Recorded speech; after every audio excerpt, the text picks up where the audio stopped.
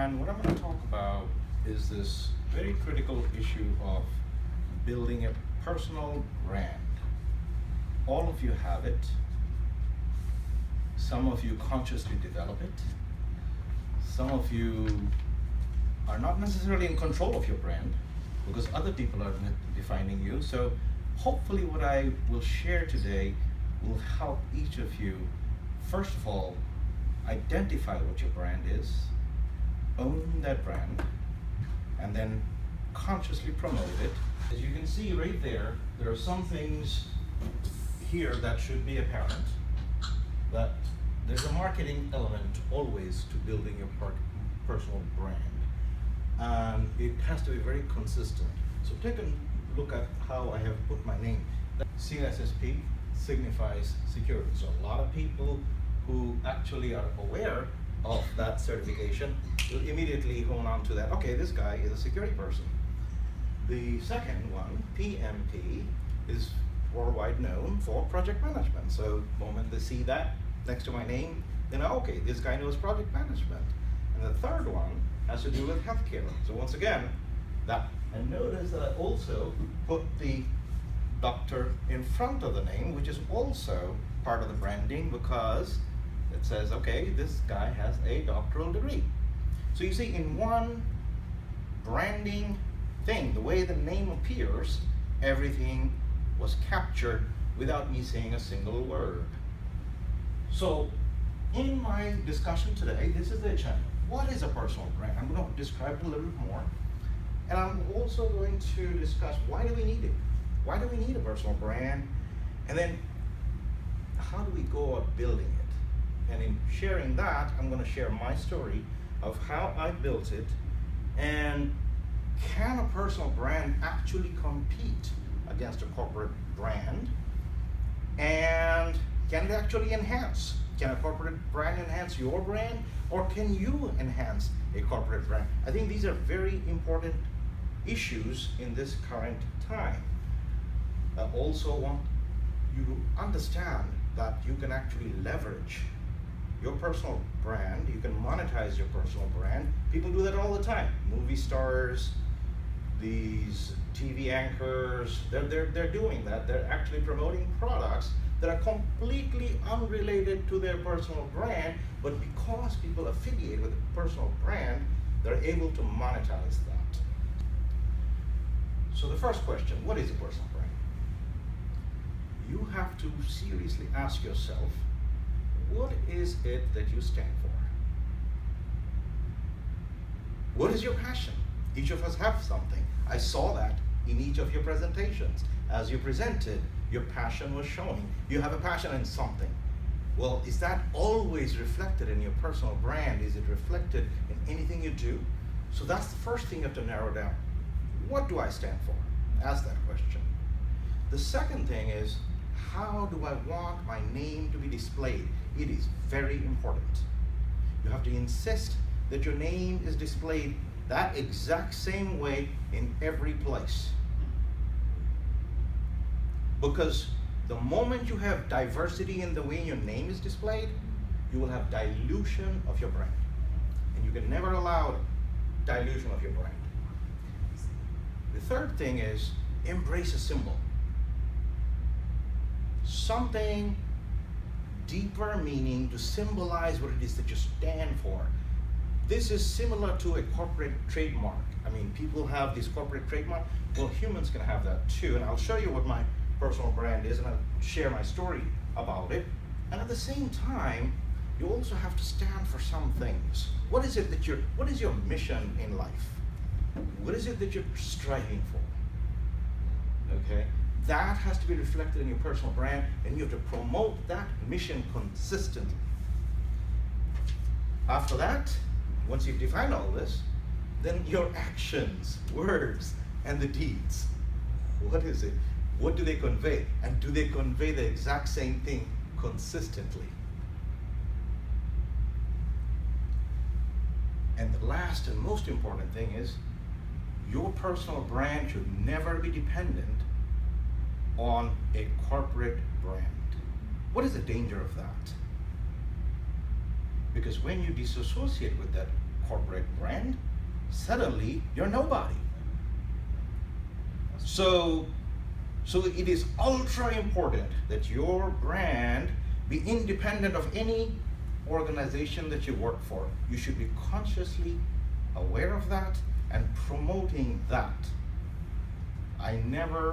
Sometimes I never even tell people what organization I'm with. Sometimes, most of the time, I'm never actually representing any organization. I'm usually representing myself, my ideas, my thoughts, my beliefs. And most of the time, you will see, even when somebody is sent as a representative of some organization, the very first disclaimer they will put is, I'm here to speak by myself, representing my views. I do not represent the views of the company that I work for. Okay, so if that is the case, then why are you even mentioning the company name? Because in mentioning it, you're immediately promoting that company. So the question often is, should you or should you not? Because sometimes association with a corporate brand could actually hurt your personal brand. So now that we understand the personal brand, why should we build it? So, second question, big important question, why do we want to build a personal brand? Well, first of all, there's value in it. Brand has value because it's all in the packaging. Why do we wear clothes? Because that's packaging. That package will determine a brand. And I consciously do that when I'm speaking. One of the things that I try to do is look professional because it reflects who you are and it immediately puts your brand in a positive light to other people, right? And the same thing when I'm in front of students and I'm a professor, I always dress professionally because packaging is important. Packaging of even a presentation is important. The way your slides look, the way your font look, the colors that you use, all are very important. All right, so that's the first thing. The second thing is, once you are able to build your personal brand, it will help you amplify your voice and market your ideas better. Because at the end of the day, if we have a passion, we're trying to share that passion and infect others with that passion, right? So unless you have a big voice that can be amplified through your personal brand, you won't have that much of an audience, right? We talked about the country where there's a whole bunch of languages and all that, and it's declining, and we were talking about why that decline might be happening because some of those people are recognizing that using a particular language limits their sphere of influence and their personal brand. So humans by nature, we try to adopt things that will amplify our brand better. So marketing the ideas. The third important thing is job security and confidence. As you build your personal brand, which is independent of a company, guess what's going to happen? You're going to be more and more in charge of your destiny. You will have multiple sources of income because the moment you have developed a brand, people are going to go to the brand, they're not going to go to the company. And essentially there are 24 hours in a day. If you sleep 6 to 8 hours, the rest of the time you can do a whole lot of things, and one source of income may only use up 8 hours of your time. You have the rest to do a whole bunch of things. So I think developing a personal brand allows you that job security, because what is happening today? Essentially, there's no job security anymore. You got this perpetual layoff mentality, all right? And I actually consciously started developing this myself when I found myself laid off in 2010 from a job that I should not have been laid off of, supposed to be a very secure government educational job, yet the company went out of business. And I found myself unemployed, and I said, so therefore, the only solution to this is to make sure that there are multiple sources of income, I have managed my risks properly, and I've developed a brand that is independent of anything else. It also allows you to take better control of your career. You determine what you do, not other people. So I determine what I'm doing, at any given time. If a company forces me to do things that I don't want to do, I don't have to work for that company. And then the final point over here, which is that as your personal success will suddenly become independent of the success of the company. Why are companies hiring you? Why is anybody interested in hiring you? This is the human nature of buying anything, whether it's a pen or buying services from a human being. At any given time, we as a consumer make a simple evaluation. Is the value of what I'm getting higher than the cost? If I don't get value higher than the cost, I will never buy something. Whether it's a pen, whether it's a glass of, whether it's a drink, hotel room, doesn't matter. And that's why you can see the same thing being sold at a variety of prices, because different people have different perceptions of value. So the same pen may be sold at $1 to one person, and that person, that's it. You price it down to 50 cents, now a whole bunch more people may perceive the value to be higher, etc., etc. That's simple economics. So the same thing here. If your personal brand value is pretty high, guess what? You can write your own ticket. And that becomes your negotiating point. So, for example, if a conference asks you to speak, if your personal brand is strong enough where you yourself will probably attract 10, 20, 30, maybe 100 extra participants, shouldn't they be paying you better for that new revenue that you're generating for them? So the question now is, how do we build it? How do we build this personal brand? Become very narrow in your focus of a key passion. I, for example, am very narrow about my focus. Lots and lots of people have asked me to comment about politics in public. I don't do it. Lots and lots of people ask me to talk about religion in public. I don't do it. Do I have beliefs? Do I have views? Yeah. But the moment I start talking about that in public, my personal brand will become diluted, lose focus. My personal brand has a single focus. So that's one thing. Same concept there is staying in your lane. How many people do you see that have a strong personal brand, but they're talking about all kinds of things that they're not qualified to talk about? Right?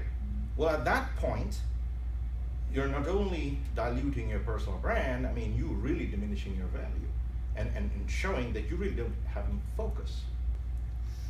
So what did I do? What is my personal brand? So I'm going to share my story now. My personal brand is very simple. I was always interested in leadership. Leadership to me was very critical, and I have a particular view about leadership, and I believe that in this new world where we are empowered through technology, leadership is giving people information and knowledge to help them succeed, to get to a point. Very simple example. If your child wants to go, if you go to the school of your elementary school child and you want to go to the restroom, you don't know where the restroom is, but the child knows where the restroom is. If the child takes you to the restroom or tells you how to get to the restroom, isn't that knowledge the child just gave you and empowered you to get to a destination? So therefore, isn't that an act of leadership? If that is an act of leadership, then why do all these stupid books talk about leadership or leaders having to have 20 different characteristics and have to be stood upon a pedestal to be a leader? So leadership is simply the ability to give somebody knowledge to help them succeed in getting to a destination. So that is one of the things. And now, if you think about it, because of technology, we can build our brand through the sharing of our knowledge and passion and exercise our leadership that way. And that was one of the things that I recognized early, because I was technology oriented, tech savvy, so I was using technology in a very exciting way at every phase of my life. So as technology evolved, I embraced whatever was available and kept experimenting with it and seeing how I can use that to do whatever I can with it. I also believe that people's behavior is shaped by values. You have to embrace, because I talked about that you have to first select what you stand for. So these are some important things that I stand for. My integrity is not up for sale. Because I sincerely believe that once you lose your integrity, it is lost forever. It is not like you can go repent and get it back. It just simply doesn't work. So that's how valuable integrity is. Second thing is empowerment. Empowerment basically means that I will not manage people, I will lead them. What does that mean? That means I will give them the ability to make some decisions around certain knowledge, skills that they have, and empower them to do it. So they should be coming to me when they need help, new knowledge, or anything. That's empowerment, because that way, if I have 1,000 employees, guess what? I'm going to be making 1,000 decisions at the same time. If on the other hand I don't do empowerment, guess what happens? All the decisions will come back to me and I become the single point of failure. That's called management. And management no longer works with humans. Actually, it never worked with humans. I don't even know why we ever did it. I never managed people. People have often asked me, how many people do you manage? I have almost always said 0, because I've never managed people. Because the problem with management is that the moment you start managing people, you will stifle their innovation. So leadership allows that innovation, and empowerment allows that innovation in the human brain that we're all capable of. There's a big difference between management, governance, leadership, all those concepts. Okay.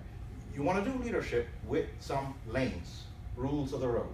If you think about driving, it's like establishing lanes for driving, but you can see that all the people are going at very high speeds, but they're going in some similar direction. If they didn't have the governance and the lanes, you would have major collisions.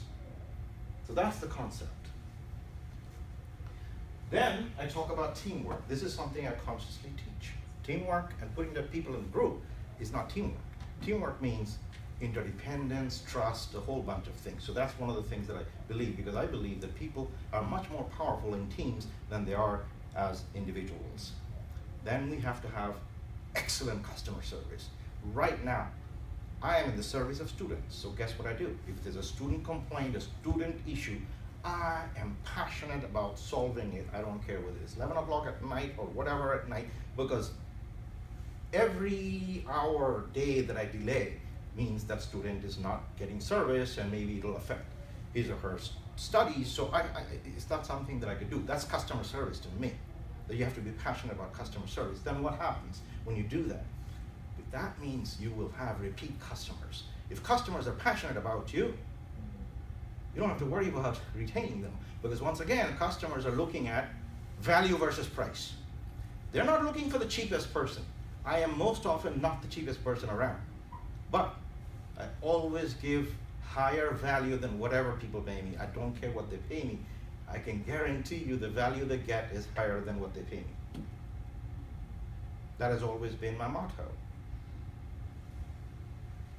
Continuous improvement, because without that, you're going to be stagnant and you're going to be out of business very soon.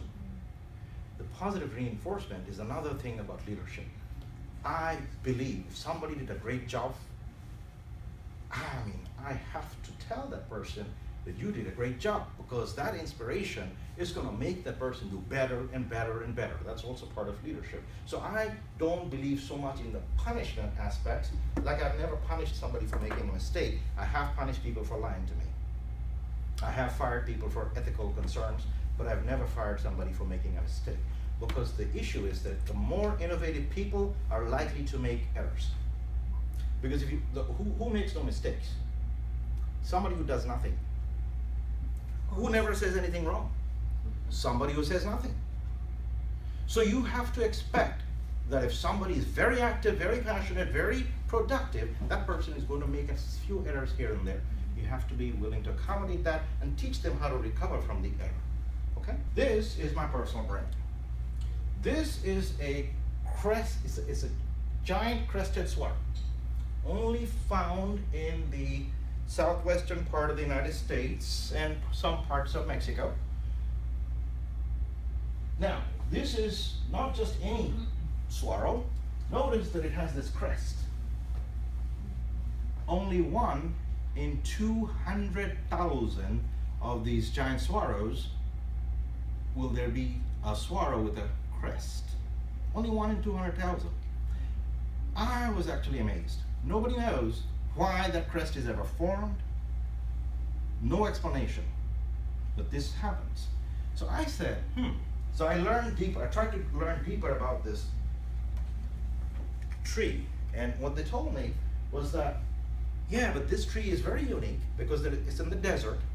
And the desert, there's very little rainfall. So these swallows are giant. So what they have to do is they have to spread their roots far and wide, and they have to intertwine their roots with the roots of all the other giant swallows around them. They like to live in a forest. They don't like to live alone. I said, wow, that's a great example of teamwork, because and interdependence and all that. And then these giant arms will come up. The first arm appears in 50 to 60 years. I said, wow. So it's very deliberate, conscious improvement over a long period of time.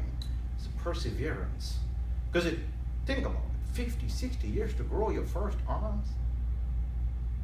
So perseverance. I thought that was, again, an important symbol or something for me to embrace. And even though it has this crest, guess what? This swallow is the same as any other swallow. Provides shelter to the birds, the woodpeckers, just like any other swallow in the forest. It will flower in spring just like any other swallow. So it's doing its role in society, even though the swallow has distinguished herself in some way. Yet, if you are walking into the forest, you may completely pass her by and never see her, because you're not so observant. Often we're not. You see 200,000 swallows in a forest, you might miss her completely. So only the people that are consciously aware will often notice her qualities. So that's when I said that has to be my symbol. And so I put her on my card. I put her on the cover of my book on leadership, because to me this was a symbol of leadership, that it embodied all of the things that I am about. And then I went about consciously promoting that everywhere. Everywhere. So this personal brand actually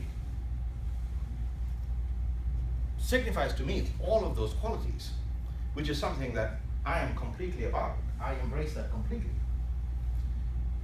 So I did that on my card, as I said, and as I talked about, how did I build this brand? How did I build this brand? Well, technology has democratized everything. So I was able to publish 3 books through technology. I didn't have to spend a dime.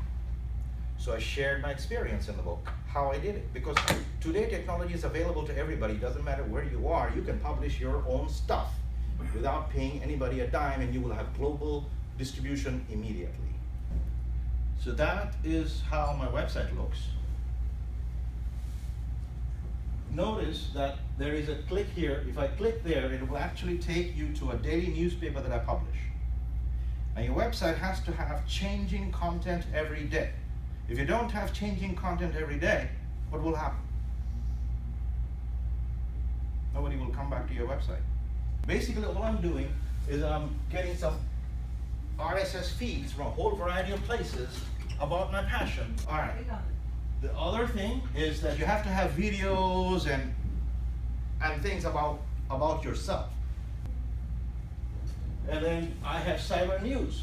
Once again, I have feeds from various news websites that go to that daily news changing again. All right? You have to have media. Why do you have to have media? On the media page, I have all the places that I might have been mentioned. Okay? The advantage of that is that my website rises higher in the rankings. The more links I have, it's called search engine optimization, SEO. Okay? So this way, they are also interested in my website because they're mentioned on my website. Right? So this is cross-linking, which helps. The more cross-linked you are, the higher your website will be ranked on Google. So I was consciously building my brand as a cybersecurity leader, right? So let's go to Google and see how I did in promoting my brand. So here I am on Google, and I'm going to do a search on cybersecurity leader. And what shows up? So these are ads. 1, 2. Notice the third item on Google is my book on cybersecurity leadership. Okay, and a few Is that because of the title you used in your book? No, this is what is called brand promotion. Because I have been promoting cybersecurity leader, me as cybersecurity leader, every aspect of it so many times in so many ways. Plus I have those literally hundreds of websites where I'm mentioned, and I've mentioned them. So guess what? Because of these cross mentions, Cited by many people. I'm cited by many people, so all of those citations raise the profile of my website. Okay? And that is very important. That's how you build a brand. And notice over here, my book should also come up. And all I did was search on the word cybersecurity leader. This is how I raise the ranking. Through daily content, you have to have a domain name that is catchy, that reflects your brand. So my domain name is www.cybersecurityleadership.com. Right? So whatever it is your passion, make sure that you get that domain name. All right, so then daily content changing, RSS feed searching, cross-linking, and then content marketing. Content marketing, this is very critical. I don't spend money on ads. What do? I share my knowledge. I would write a piece that is interesting to people, that'll give them value, almost like this kind of a presentation. This book actually started out with me writing blogs and articles for various people on teamwork or on leadership or things that I was passionate about, how to do something. I explained cybersecurity. I explained what is this leadership through knowledge. My passion in life is truly to help people and do the right thing through knowledge. If I can grow billions of leaders around the world through my ideas, how is that harmful? How is that harmful? It's not. I only need a limited amount of money to earn a decent living. Beyond that, that's it. I'm not going to take money to my grave, right? So it's all the contributions that we made to society and the difference that we made in other people's lives. That is what matters. That is what is most important to me. If somebody steals my ideas and makes some money off of it, doesn't credit me, well, that's their problem of ethics, right? Yeah. All I care about is, even if they mention my idea, if they give me a citation, that's good, because that would be noble. That's exactly what I'm trying to do. That's why I'm sharing ideas. I always cite somebody's ideas that I took. That is research we learn. That is what we learned as intellectuals and scholars, because knowledge has to build upon knowledge, right? My knowledge didn't come from a vacuum. It came from all these scholars that came before me, that I took their ideas and I refined it, built my own models and ideas, and then that's what I'm sharing, correct? So, yeah. So the content marketing is very important. I don't advertise just like that. I always provide some content that provides value to people. It's like presenting at a seminar, presenting at a conference, or talking to somebody, teaching. Notice that it's all content that is being delivered, knowledge. Promoting my brand, but also produces income and greater opportunities, higher opportunities. Okay? So it's all about that. And content marketing is king today. Anything else doesn't sell too much. It sounds fake. Pure ads are fake. They have no value, literally. I can get even our university, University of Maryland University College's cybersecurity program, if I speak at a conference, that will generate a whole bunch more interest than an ad on TV. Because guess what? This is the most important thing. Personal brand versus organizational brand. People tend to identify people. People connect with people. People really don't connect with organizations because organizations have no emotion. I have emotion. People will connect with me a whole bunch more readily, and especially if you're an authentic person. So if you are somebody who is not personable and you don't embrace people, and all it is this show-off thing, that is never going to work. So you have to genuinely like people. I like people. I like people because people have done wonderful things for me. I am always interested in what is it that makes you tick, what is it that you are about, I want to learn it. If I can help you in some way, I will. If you can help me in some way, you will. And this is what has built relationships with thousands and thousands of people over my lifetime. I still am friends with some people that I knew when I was 2.5 years old. And through technology, we were able to stay connected. So that's the other thing about power of technology. Your personal brand is not going to be done in an instant. It has to be built over time. Consistency is key. That is marketing 101. You will learn any marketing course you take. It will tell you that you have to build it over time. Right? But the power of technology is huge, absolutely huge. Used to be that you could only get access to big media through lots and lots of money. No longer today. You don't have to spend any money to get access to lots and lots of media. Very important that you recognize that. And then personal brand is actually going to enhance the organizational brand. So if I affiliated with a conference or organization, it should enhance that. And the problem is that organizational loyalty is declining. So therefore, enhancing the personal brand is very important. And so this is what happened. Very recently, last month, there was a contest. There was a global contest to award the People's Choice Award in Cybersecurity for 2017. It was held in Maryland, and I was one of the contestants, and I competed against 19 companies and 4 individuals.